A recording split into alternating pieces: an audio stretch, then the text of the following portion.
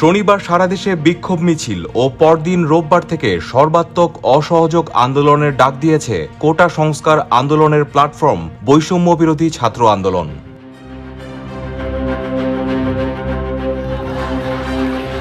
সারা দেশে ছাত্র নাগরিকদের শান্তিপূর্ণ আন্দোলনে হামলা করে খুনের প্রতিবাদ ও ৯ দফা দাবিতে এই কর্মসূচির ডাক দেয় তারা।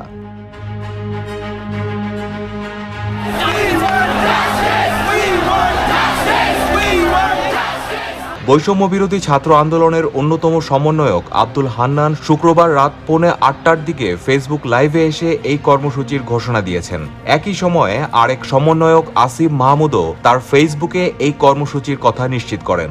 আব্দুল হান্নান বলেন, বৈষম্য বিরোধী ছাত্র আন্দোলনের পক্ষ থেকে আমরা স্পষ্ট ঘোষণা করছি যে আগামীকাল সারা দেশে প্রতিটি পাড়া মহল্লা, প্রতিটি জায়গায় বিক্ষোভ কর্মসূচি পালিত হবে। রোববার থেকে সর্বাত্মক অসহযোগ আন্দোলন পালিত হবে। তিনি বলেন, এই সরকারকে কোনো কর দেওয়া হবে না, বিদ্যুৎ গ্যাস বিল দেওয়া হবে না, সচিবালয় ও সরকারি বেসরকারি সব কার্যালয় বন্ধ থাকবে, গণভবন বঙ্গভবনে কোনো গাড়ি ঢুকবে না। এই সরকারকে সর্বাত্মক অসহযোগিতা করা হবে।